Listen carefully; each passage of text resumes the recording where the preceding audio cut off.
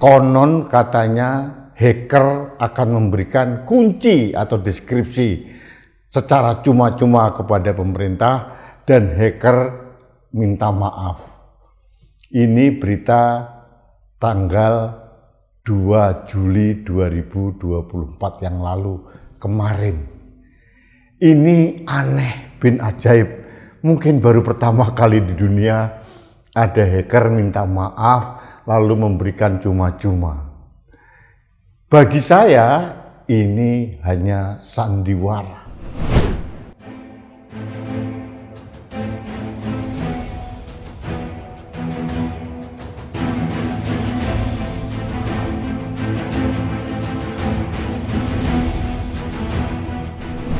Halo sahabat Indonesia, kita bertemu kembali dalam Opini Rudy. Sahabat Indonesia, kita bicara tentang jebolnya pusat data nasional sementara.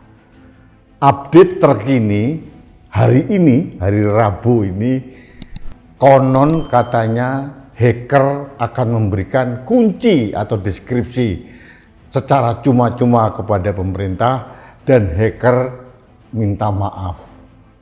Ini berita tanggal 2 Juli 2024 yang lalu kemarin.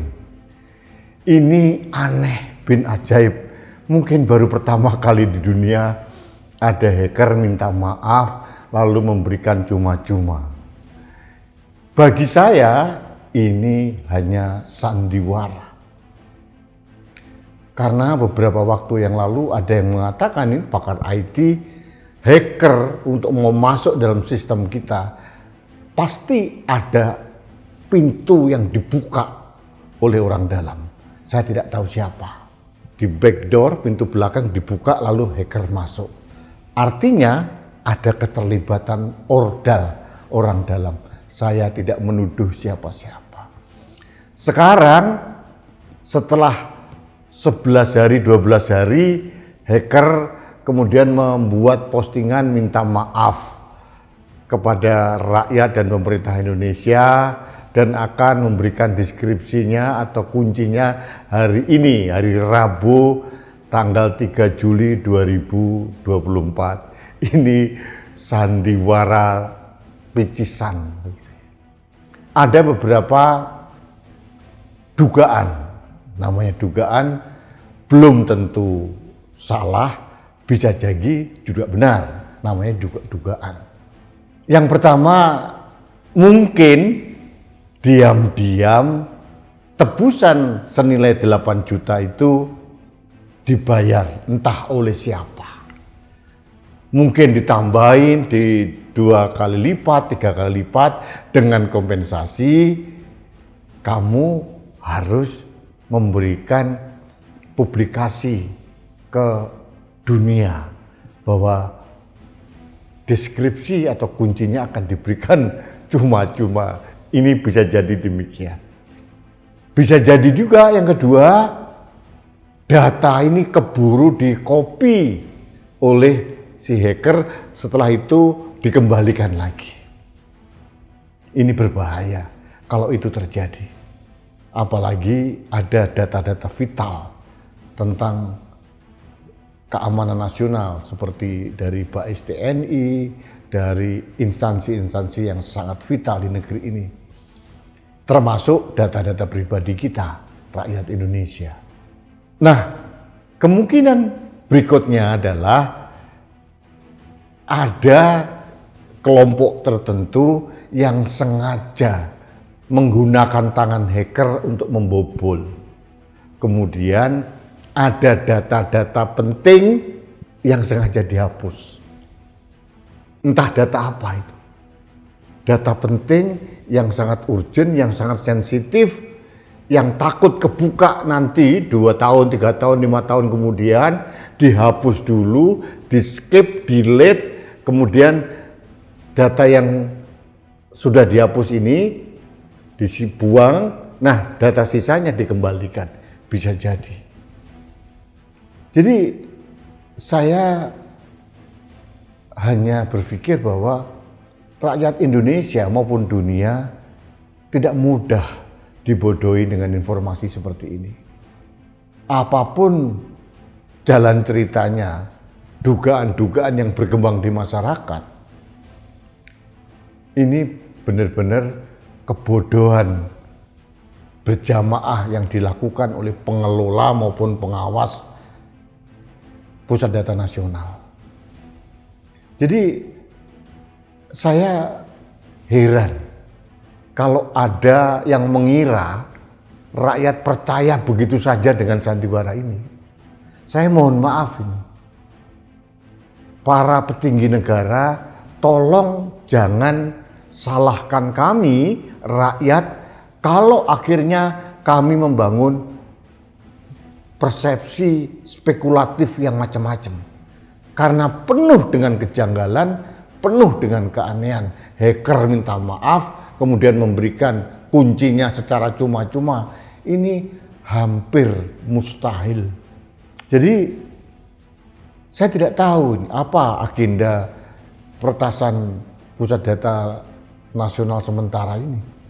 Yang berkembang di masyarakat sekarang, yang saya baca dari para pengamat maupun para pakar IT, kemungkinan terbesar memang diam-diam tebusan itu sudah dibayar.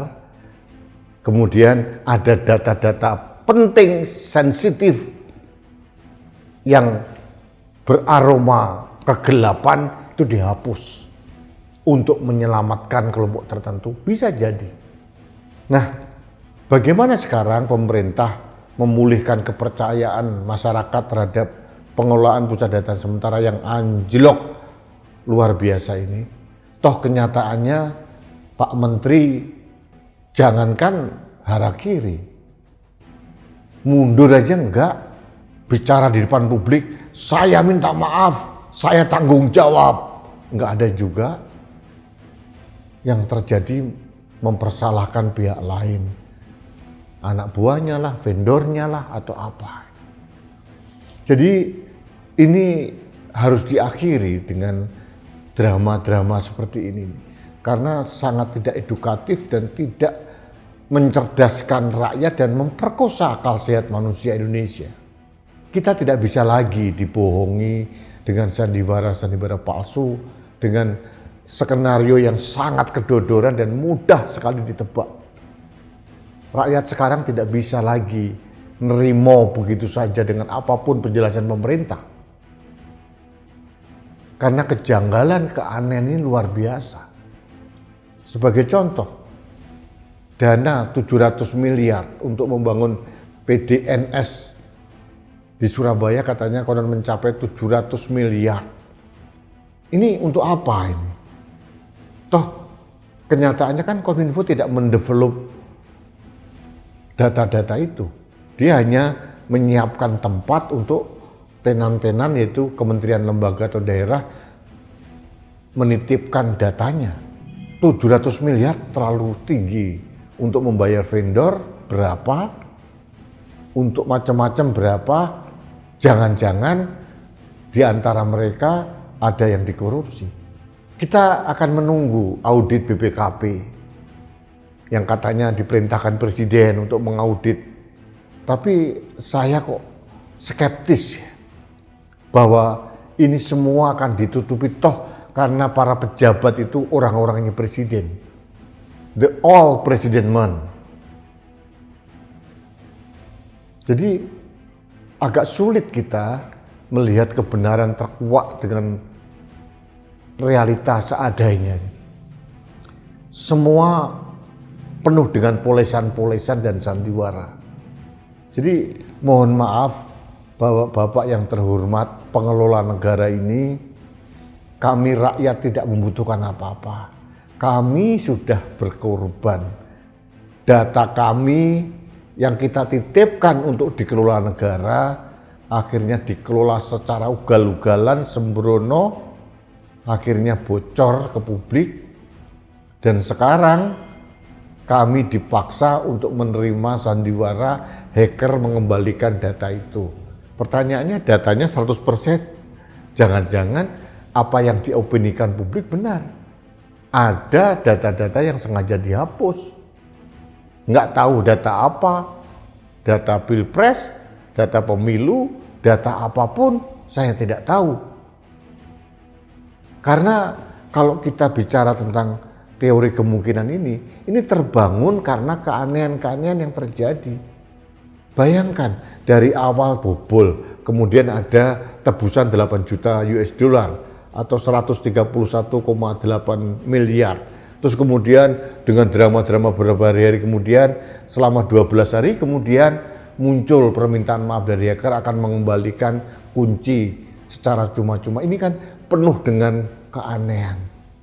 Jadi saya tidak tahu apa yang terjadi di negeri ini.